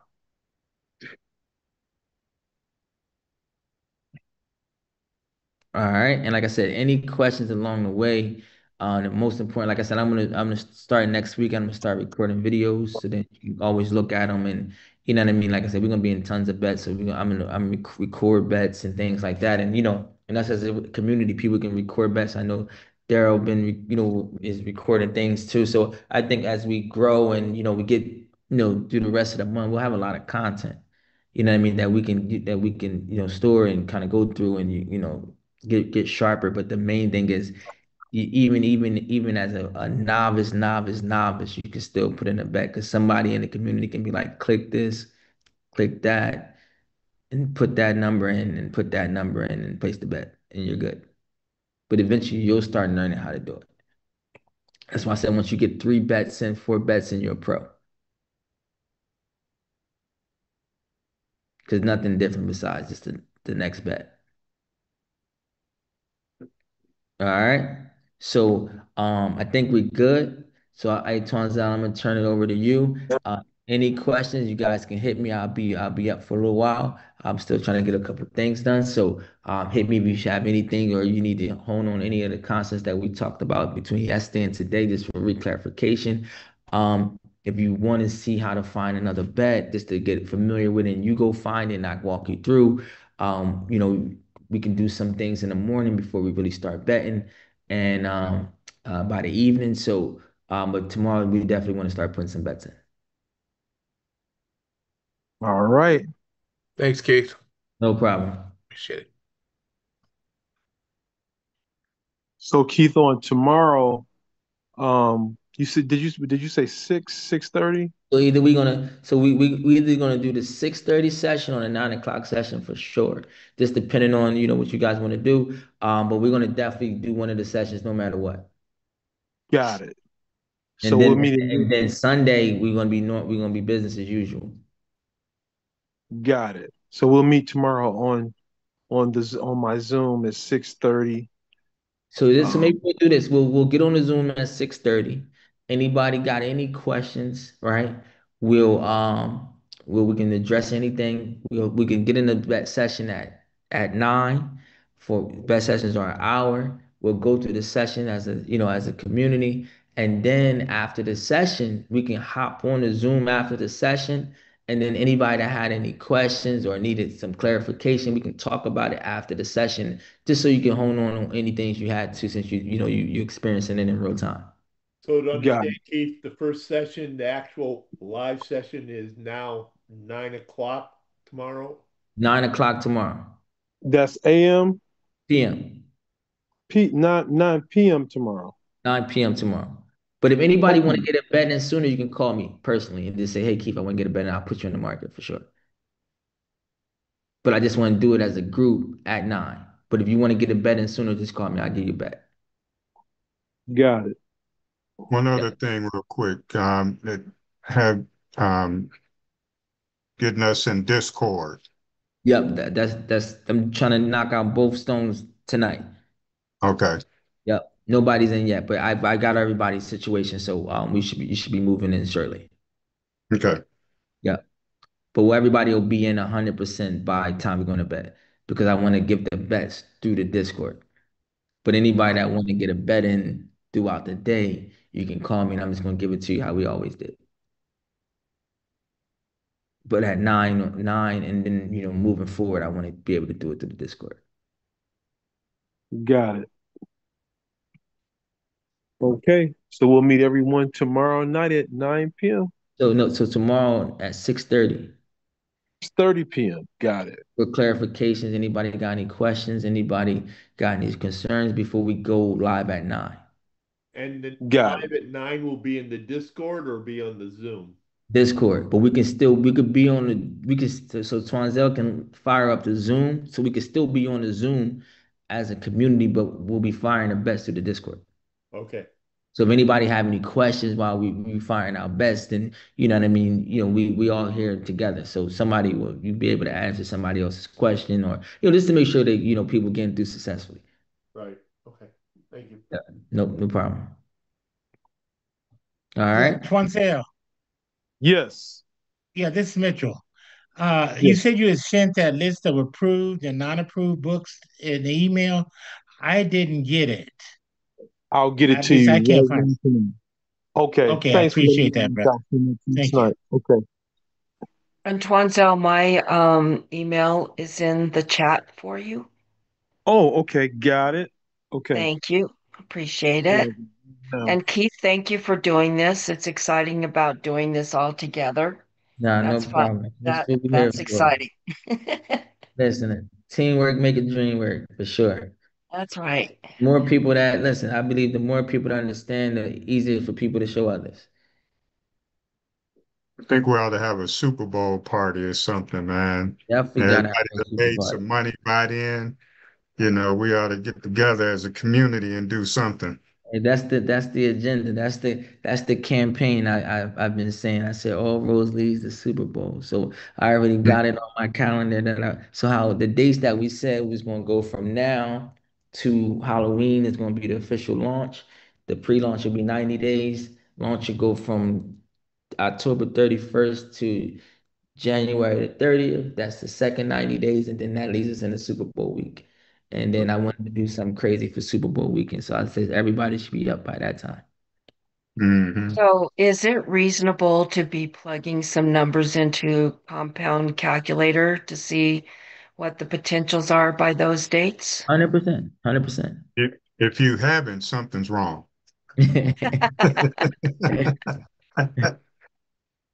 No, for sure. For sure. For sure.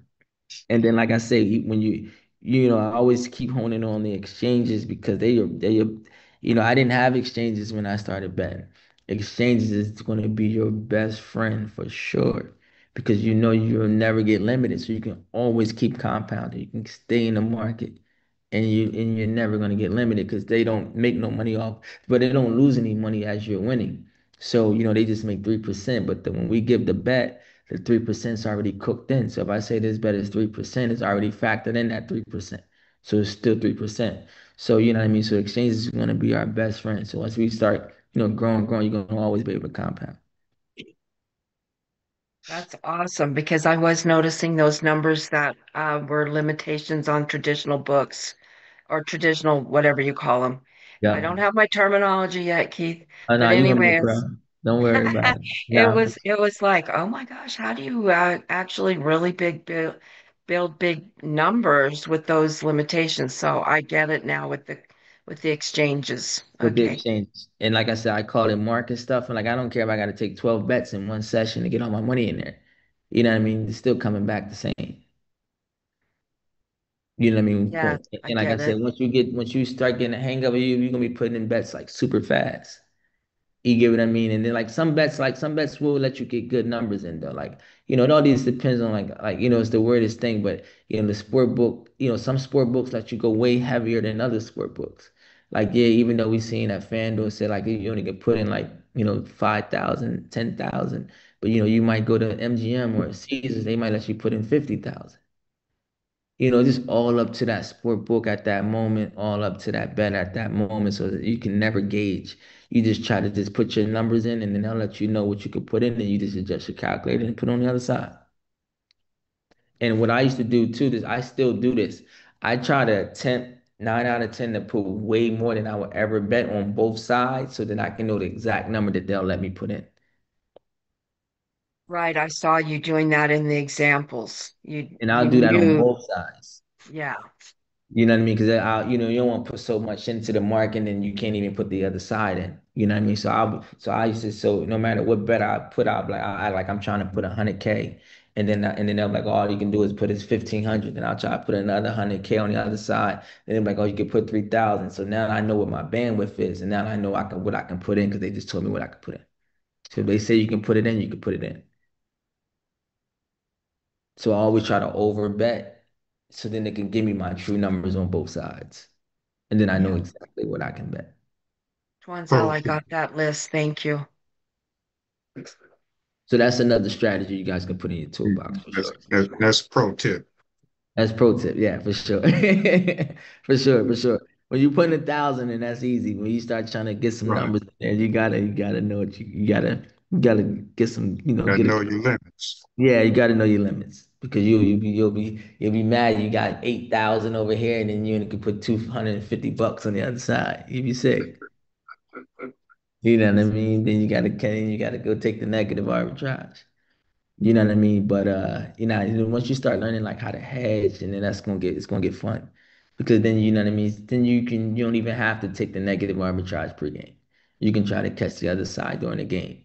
And you don't even have to know sports. You just watch that bet and just watch them odds move up and down and you use your calculator. It'll tell you exactly where you need to be at. So if you see them odds get higher than that number that you see it need to be, then you just put the money down. But if it don't, you just catch the negative again. You know what I mean? So you got plenty of tools that you'll be able to put in your toolbox to be a pro. You know what I mean? But knowing nothing, you still great. Because all you gotta do is put the bet in and get your money. Who could ask for better than that? Do Man, okay when you don't know anything. listen, this is the only thing I've seen that you don't have to know nothing. If you can go find it, you won. And listen, if you don't know how to find it, somebody on this call know how to find it. Keith, I was wondering, do you find a lot of bets in the, we'll call it the non-American time zones like Australia, Asia area, or is it mostly European and American times? I think it varies when it comes to certain sports. So like basketball is heavy and like you catch a lot of Asian games. Okay. But typically they like wee hours in the morning game. They like 3 in the morning, 4 in the morning, like those. Right. That just allows what we talked about earlier, to get in 2 or 3 bets during the day if you could get a little space between the American evening games mostly. For sure, for sure. And like I said, some nights I still be up certain nights and still try to put bets in. I might even, do certain sessions like, whoever's still up, about if I got an hour in my time, I'm not overwhelmed. I'll drop a session at 2 in the morning, whoever up for 2 in the morning. Bet going live at 15. You up, put some bets in. It might be a 6 o'clock game somewhere. AM, and by the time you wake back up, you just made money. Okay. Thanks. You know what I mean? Like, I've done that plenty of times. But the main thing is just making sure you just keep betting. Never, never not be betting if you can. Like I'm sure it's games on right now. Let me see. Let me see live. Let me see.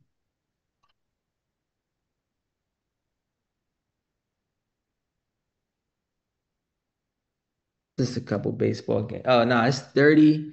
It's 34. It's 34 games live right now around the world. So it's always something to bet on, man, because sports is a world thing, not an American thing. So there's always gonna be something going on. Somebody gonna be waking up. It's somebody 6:30 over there, 7 o'clock over there somewhere. They playing something. They kicking a ball, shooting a ball. Look, if it's something, there's something happening. And if we can find it, we betting it for sure. Badminton, cricket, It's you something, name man. it, and there's something It's going on. something going on. Australia rules football. Something going on. Something definitely going on. So now we're gonna have a good time. We're gonna have a good time. We're gonna have a great rest of the year. Like I said, I Mhm. definitely look forward to Super Bowl. Super Bowl is in San Francisco this year. So yeah, I'm definitely looking for us to have a great time and really, turn this into a lifestyle. Because like I said, if you could just I always say if you could just make a couple clicks and make money all day, I don't know nothing better. I live right across the bridge from San Jose. Oh, for real? Listen, that's you gonna be right there. We're gonna all come see you. You We'll come to the Super Bowl and then we'll go see Marcella. No, absolutely. Absolutely. All right, so we good. So I'm gonna get some things done for us so I can make sure we locked and loaded for tomorrow. We had an amazing call, and we're gonna keep doing what we do best. All right, 6:30 p.m. in Discord, 9 p.m. Zoom. Yep, let's do it. No, All right. 6:30 Discord.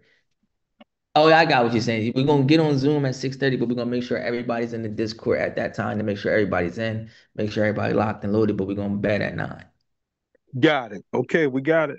And the reason why we got those 3 times is that's the times that I've experienced where it's a lot of bets happening. Got it. So it gives us the best opportunity to catch some good bets. Got it. 6:30 p.m. on Zoom tomorrow. Okay. Let's do it. All right. Have a Okay. good night, everybody. Talk to you guys in a minute. I put Okay. Yeah. chat,